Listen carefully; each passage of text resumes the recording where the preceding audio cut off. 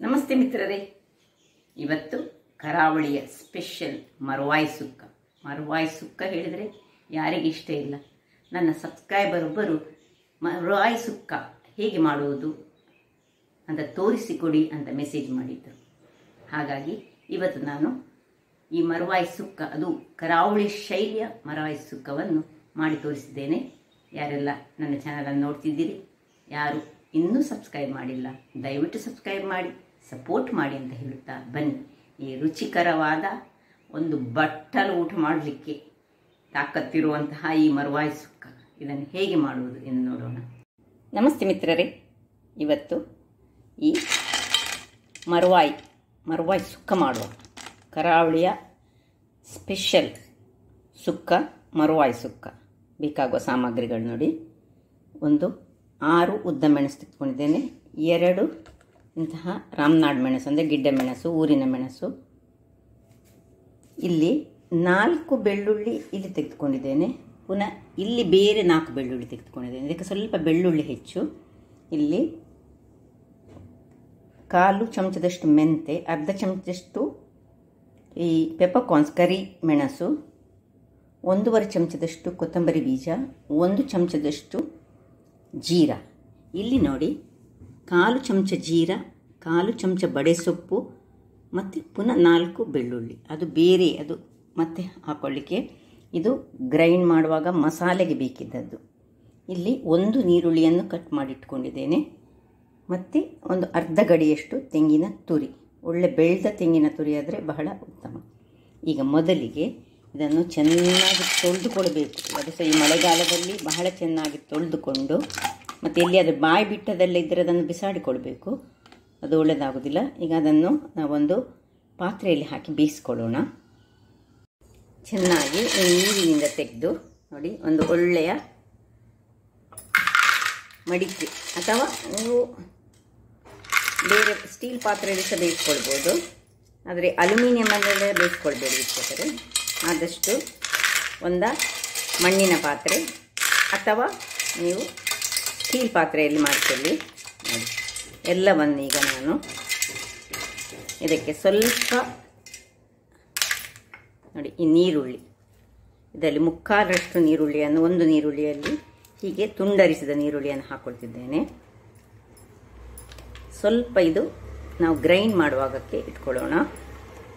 ಈಗ ಇದಕ್ಕೆ ಸ್ವಲ್ಪ ಒಂದು 1/4 ಲೋಟದಷ್ಟು ನೀರನ್ನು ಹಾಕ್ಕೊಳ್ತೇನೆ. ನೀರನ್ನು ಹಾಕ್ಕೊಂಡು ನಾವು ಅದನ್ನು ನೋಡಿ, ಸಾಧಾರಣ ಒಂದು 1/4 ಲೋಟ, ಅಂದರೆ ತುಂಬ ಬೇಡ, ಸ್ವಲ್ಪ ಇದು ಮುಳುಗುದು ಸಹ ಬೇಡ, ಏನು ಬೇಡ, ಇಷ್ಟಿದ್ರೆ ಸಾಕು. ಈಗ ಇದು ಸಣ್ಣ ಸಣ್ಣದಾದ್ರಿಂದಾಗಿ ನಾನು ಇದನ್ನು ಈಗ ಇಡೀಡಿಯಲ್ಲಿ ಹಾಕ್ಕೊಳ್ತಿದ್ದೇನೆ. ಸ್ವಲ್ಪ ದೊಡ್ಡದಾದರೆ ಇದನ್ನು 2 ಭಾಗ ಮಾಡಿ ಅದರ ಒಂದು ಸೈಡಿನ ಮಾಂಸವನ್ನು ತೆಗೆದು ಮಾಡ್ತಿದ್ದೆವು. ಇದು ಸ್ವಲ್ಪ ನೋಡಿ ಸಣ್ಣ ಸಣ್ಣದಾದ್ರಿಂದಾಗಿ ನಾನು ಇವತ್ತು ಸೀದಾ ಹೀಗೆ ಬೇಯಿಸ್ತಿದ್ದೇನೆ. ಈಗ ಒಂದು ಮುಚ್ಚಳವನ್ನು ಮುಚ್ಚಿಕೊಂಡು ಇದನ್ನು ಬೇಯಿಸ್ಕೊಳ್ಳೋಣ. ಇದೀಗ ಇಲ್ಲಿ ಬೇಯ್ತಾ ಇರುವಾಗ ನಾವೀಗ ಮಸಾಲೆಯ ಪ್ರಿಪರೇಷನ್ ಮಾಡೋಣ. ಅದಕ್ಕೊಂದು ಬಾಣಲೆಯನ್ನು ಇಟ್ಕೊಳ್ತಿದ್ದೇನೆ. ಕಬ್ಬಿಣದ ಬಾಣಲೆಯಲ್ಲಿ ನಾವು ಅದರ ಮಸಾಲೆಯನ್ನು ಫ್ರೈ ಮಾಡ್ಕೊಳ್ಳೋಣ. ವೀಕ್ಷಕರೇ, ಇಲ್ಲಿ ನೋಡಿ, ಒಂದು ಕಬ್ಬಿಣದ ಬಾಣಲೆ ರೆಡಿ ಆಯಿತು. ಅದಕ್ಕೆ ಸ್ವಲ್ಪ ತೆಂಗಿನ ಎಣ್ಣೆಯನ್ನು ಹಾಕ್ಕೊಳ್ತಿದ್ದೇನೆ. ಇನ್ನು 6 ಉದ್ದ ಮೆಣಸು ಮತ್ತು 1 ಸಣ್ಣ ಮೆಣಸು ಹಾಕ್ಕೊಳ್ತಿದ್ದೇನೆ. ಈಗ ಅದರೊಟ್ಟಿಗೆ 1 ಎಳೆಯಷ್ಟು ಅಥವಾ 2 ಎಳೆ, ಎಷ್ಟು ಬೇಕು ಅಷ್ಟು ಈ ಕರಿಬೇವಿನ ಸೊಪ್ಪನ್ನು ಹಾಕ್ಕೊಳ್ತಿದ್ದೇನೆ.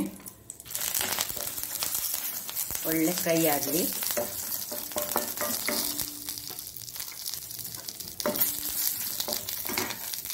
ಇನ್ನು ಇದರೊಟ್ಟಿಗೆ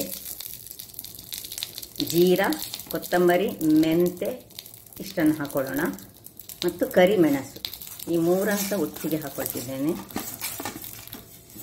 ಒಟ್ಟು 4 ಸಂಬಾರ ಪದಾರ್ಥಗಳು ಒಟ್ಟಿಗೆ ಹಾಕ್ಕೊಂಡು ಈ ಹುಳಿ ಮತ್ತು ಬೆಳ್ಳುಳ್ಳಿ ಮತ್ತೆ ಹಾಕೊಳ್ಳೋಣ. ಒಳ್ಳೆ ಘಮ ಬರುವ ತನಕ ನಾವು ಹುರಿಬೇಕು. ಅಲ್ಲಿ ನಮ್ಮದು ಈ ಮರ್ವಾಯಿ ಬೇಯ್ತಾ ಉಂಟು. ಇಷ್ಟ ಆಗುವಾಗ ಇದನ್ನು ನಾವು ಆಫ್ ಮಾಡ್ಕೊಳ್ಳೋಣ. ಸಾಕು, ಪರಿಮಳ ಬರ್ತಾ ಉಂಟು. ಇನ್ನು ಆಫ್ ಮಾಡಿಕೊಂಡ ಮೇಲೆ ಇದಕ್ಕೆ ಒಂದು 3 ಬೆಳ್ಳುಳ್ಳಿ, ಸಣ್ಣದಾದರೆ 4 ಬೆಳ್ಳುಳ್ಳಿ ಹಾಕೊಳ್ಳಿ. ಸ್ವಲ್ಪ ಹಳದಿ, ಇನ್ನು ಒಂದು ಸಣ್ಣ ತುಂಡು ನೋಡಿ ಉಳಿಸಿದ ನೀರುಳ್ಳಿ ಉಂಟಲ್ಲ, ಆ ನೀರುಳ್ಳಿಯನ್ನು ಹಾಕೊಂಡು ಸ್ವಲ್ಪ ತಿರುಗಿಸಿಕೊಳ್ಳಿ. ಅಂದರೆ ಆಫ್ ಮಾಡಿಕೊಂಡಿದ್ದೇವೆ. ಇಲ್ಲೀಗ ಇದು ಏನಾಗಬೇಕು ಹೇಳಿದರೆ ತಣ್ಣಗಾಗ. ವೀಕ್ಷಕರೇ, ಇಲ್ಲಿ ನೋಡಿ, ಇದು ಎಲ್ಲ ಬಾಯಿ ಬಿಟ್ಟಿದೆ, ನಿಮಗೆ ಕಾಣ್ಬೋದು ನೋಡಿ, ಯಾವುದೊಂದು ಒಳ್ಳೆಯದಾಗಿ ಉಂಟು, ಹೇಗೆ ಉಂಟು. ಈಗ ಈ ಹೊತ್ತಿನಲ್ಲಿ ಇದಕ್ಕೆ ಉಪ್ಪನ್ನು ಹಾಕೊಳ್ತಿದ್ದೇನೆ. ಉರಿ ಸಣ್ಣದು ಮಾಡ್ತೇನೆ. ಯಾವಾಗ ಅದು ಬಾಯಿ ಬಿಟ್ಟಿತ್ತು ಇದನ್ನು ಉಪ್ಪನ್ನು ಹಾಕ್ಕೊಂಡು ಇನ್ನು 1 ಎಳೆಯಷ್ಟು ನಾನು ಇದಕ್ಕೆ ಈ ಕರಿಬೇವಿನ ಸೊಪ್ಪನ್ನು ಹಾಕೊಳ್ತಿದ್ದೇನೆ. ನಾನು ಹಾಕೊಂಡು ಇದನ್ನು ನಿಧಾನಕ್ಕೆ ಸ್ವಲ್ಪ ಹೀಗೆ ತಿರುಗಿಸಿಕೊಳ್ಳೋಣ. ತಿರುಗಿಸಿ ಮುಚ್ಚಳವನ್ನು ಮುಚ್ಚಿಕೊಂಡು ಇದನ್ನು ಆಫ್ ಮಾಡ್ಕೊಳ್ತಿದ್ದೇನೆ ನಾನು. ವೀಕ್ಷಕರೇ, ಇಲ್ಲಿ ನೋಡಿ, ಇಲ್ಲಿ ಮಸಾಲೆ ತಣ್ಣಗಾಗಿದೆ. ಈಗ ಈ ಮಸಾಲೆಯನ್ನು ನಾವು ಏನು ಮಾಡಬೇಕು ಹೇಳಿದರೆ ಒಂದು ಮಿಕ್ಸಿ ಜಾರಿಗೆ ಹಾಕೊಳ್ಳೋಣ. ಬಹಳ ಸುಲಭ ರೀತಿಯದು, ಬಹಳ ಪರಿಮಳಯುಕ್ತದ್ದು ಮತ್ತು ಒಂದು ಬಟ್ಟಲು ಊಟ ಮಾಡ್ಬೋದು, ಅಷ್ಟೊಂದು ರುಚಿಕರವಾಗಿ ಬರುವಂತಹ ಇಂತಹ ಒಂದು ಈ ಸುಕ್ಕ, ಈ ಕೋಳಿ ಸುಕ್ಕದ ಹಾಗೇ ಆಗ್ತದೆ. ಸೊ ಇಷ್ಟನ್ನು ನಾವು ಈಗ ಸುರಿಗೆ ಬೇಕಿದ್ರೆ ಪೌಡರ್ ಮಾಡಿ ಸಹ ಹಾಕೊಳ್ಬೋದು, ಅಥವಾ ನಾನೇನು ಮಾಡ್ತೇನೆ ಹೇಳಿದೆ, ಇದಕ್ಕೆ ಹುಳಿಯನ್ನು ಹಾಕೊಳ್ತೇನೆ. ಹುಳಿ ಹಾಕೊಂಡು ಸ್ವಲ್ಪ ನೀರನ್ನು ಹಾಕೊಂಡು ಒಳ್ಳೆ ಫೈನಾದ ಒಂದು ಮಸಾಲೆ ಮಾಡಿ ತರ್ತೇನೆ. ವೀಕ್ಷಕರೇ, ಇಲ್ಲಿ ನೋಡಿ ಎಷ್ಟು ಫೈನಾದ ಮಸಾಲೆ ರೆಡಿ ಆಯಿತು.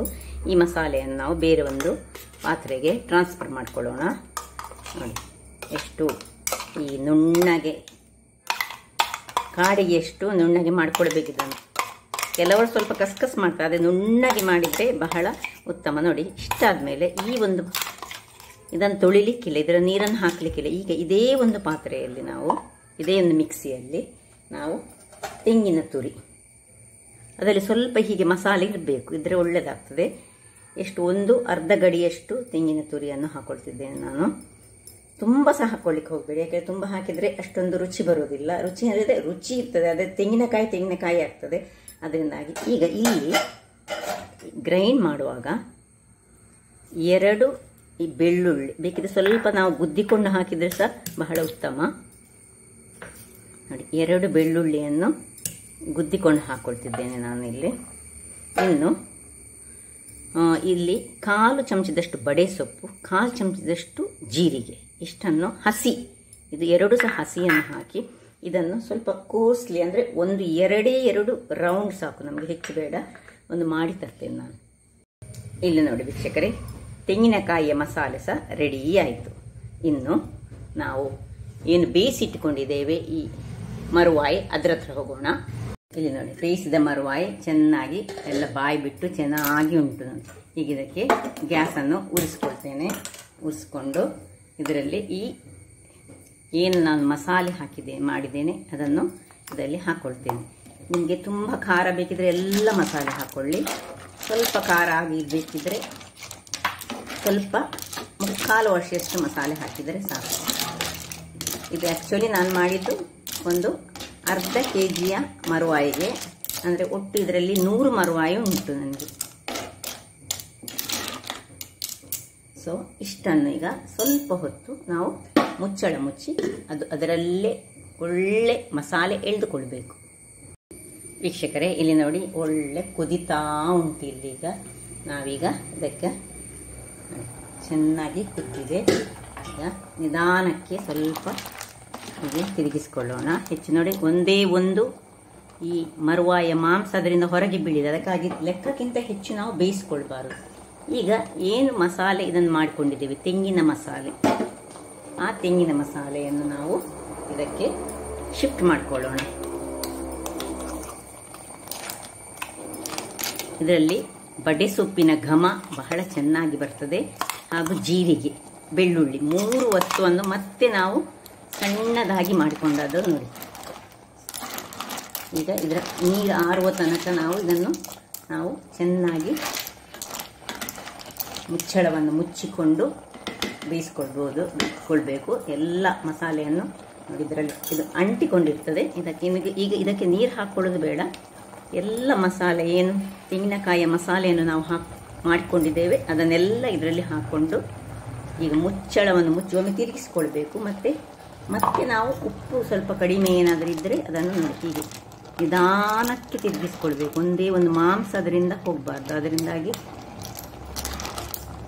ಜಾಗ್ರತೆ ಮಾಡಬೇಕು. ಆದರೆ ಹೋಗ್ತದೆ ಒಮ್ಮೊಮ್ಮೆ ಸ್ವಲ್ಪ. ಈಗ ಮುಚ್ಚಳವನ್ನು ಮುಚ್ಚಿಕೊಳ್ತೇನೆ. ಸ್ವಲ್ಪ ಹೊತ್ತು ಅದು ಬೇಯಲಿ, ಆ ತೆಂಗಿನ ತುರಿ ಬೆಂದುಕೊಳ್ಬೇಕು. ವೀಕ್ಷಕರೇ, ಇಲ್ಲಿ ನೋಡಿ ಒಳ್ಳೆ ಎಲ್ಲ ನೀರೆಲ್ಲ ಎಷ್ಟು ನೀರಿದ್ದದ್ದು ನೋಡಿ, ಅಲ್ಲಿಗೆ ಆರಿ ಹೋಯ್ತು ನೋಡಿ. ಅದು ಈ ಮಣ್ಣಿನ ಪಾತ್ರೆಯ ವಿಶಿಷ್ಟವೇ ಅದು ನೋಡಿ. ಸ್ವಲ್ಪ ಬೇಕಿದ್ರೆ ಬಾಯನ್ನು ಅಗಲ ಓಪನ್ ಮಾಡಿಟ್ಟು ಸಹ ನಾವು ಮಾಡ್ಕೊಳ್ಬೋದು. ನೋಡಿ ಹೇಗೆ ಬಂದಿದೆ ನೋಡಿ, ಎಷ್ಟು ಚೆನ್ನಾಗಿ. ಇಷ್ಟ ಆಗುವಾಗ ಇದನ್ನು ಆಫ್ ಮಾಡ್ಕೊಳ್ಳೋಣ, ಅಂದರೆ ಇದನ್ನು ಇದರಿಂದ ತೆಗೆದುಕೊಳ್ಳೋಣ. ನಾವು ತೆಗೆದುಕೊಂಡು ನೋಡಿ ಈ ರೀತಿ ಇರಬೇಕು.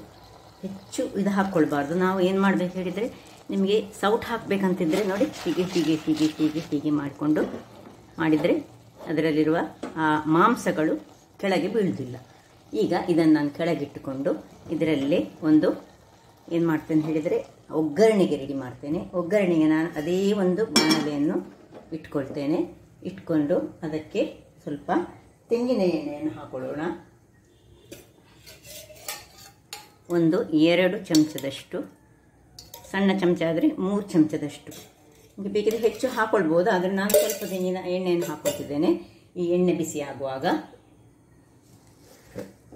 ಅದಕ್ಕೆ 1 ಚಮಚದಷ್ಟು ಸಾಸಿವೆಯನ್ನು ಹಾಕೊಳ್ತಿದ್ದೇನೆ.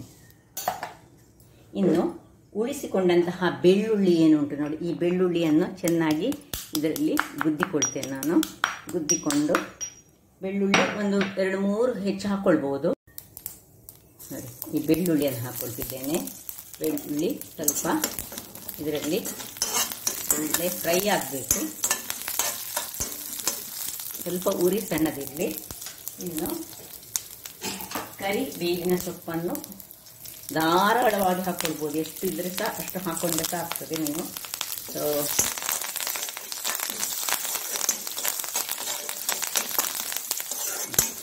ಆಫ್ ಮಾಡ್ಕೊಳ್ತಿದ್ದೇನೆ ನೋಡಿ. ಯಾವಾಗ ಸಾಸಿವೆ ಒಡೆಯಿತು ನೋಡಿ, ಇನ್ನು ಇದರ ಬಿಸಿಯಲ್ಲಿ ಈ ಬೆಳ್ಳುಳ್ಳಿ ಒಳ್ಳೆ ಕಾಯ್ಕೊಳ್ತದೆ. ಬೆಳ್ಳುಳ್ಳಿ ಒಳ್ಳೆ ಕಾಯಬೇಕು ಯಾವಾಗಲೂ. ಈಗ ಆಫ್ ಮಾಡಿಕೊಂಡು ಏನು ಮಾಡ್ಕೊಂಡಿದ್ದೇವೆ ಅದಕ್ಕೆ ಟ್ರಾನ್ಸ್ಫರ್ ಮಾಡ್ಕೊಳ್ಳೋಣ. ವೀಕ್ಷಕರೇ, ಇಲ್ಲಿ ನೋಡಿ ಇದು ರೆಡಿ ಉಂಟು.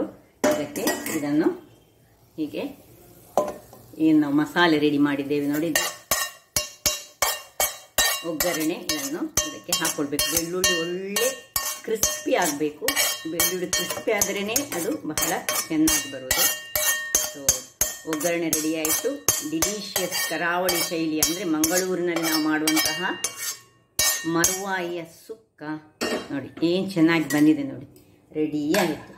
ಇನ್ನು ಒಂದೊಂದು ಗಂಜಿಯೊಟ್ಟಿಗೆಯ ಅಥವಾ ಅನ್ನದೊಟ್ಟಿಗೆಯ, ಅನ್ನದೊಟ್ಟಿಗೆ ಆದರೆ ಒಂದು ಸಾರು ಬೇಕಾಗ್ತದೆ, ಗಂಜಿಯೊಟ್ಟಿಗಂತೂ ಸೂಪರ್ ಕಾಂಬಿನೇಷನ್. ಹಾಗಾದರೆ ನೋಡಿದ್ರಲ್ಲ ವೀಕ್ಷಕರೇ, ಹೇಗೆ ಒಂದು ಸುಲಭ ವಿಧಾನದಲ್ಲಿ ಒಂದು 15 ನಿಮಿಷ ಸಾಕು. ಮರುವಾಯಿ ಇದ್ದರೆ ಸಾಕು. ಒಂದು ಕಡೆಯಲ್ಲಿ ಮರುವಾಯಿ ಬೇಯ್ತಾ ಇರುವಾಗ ಈಚೆ ಕಡೆಯಿಂದ ಮಸಾಲೆ ರೆಡಿ ಮಾಡೋದು, ಮತ್ತು ಒಂದು ಎಂಡಿಗೆ ಒಂದು ಸುಕ್ಕ ಇದು ಒಗ್ಗರಣೆ ಕೊಡೋದು. ಹಾಗಾದರೆ ನನ್ನ ಈ ಕುಕಿಂಗ್ ಚಾನಲ್ ನಿಮಗೆ ಇಷ್ಟ ಆದರೆ ಬೋಳೂರು ಸುವರ್ಣ ಚಾನಲನ್ನು ಲೈಕ್ ಮಾಡಿ, ಶೇರ್ ಮಾಡಿ ಹಾಗೂ ಸಬ್ಸ್ಕ್ರೈಬ್ ಮಾಡಿ, ಹಾಗೂ ನನ್ನ ಇನ್ಸ್ಟಾಗ್ರಾಮ್ ಪೇಜನ್ನು ಫಾಲೋ ಮಾಡಿ. ಧನ್ಯವಾದಗಳು.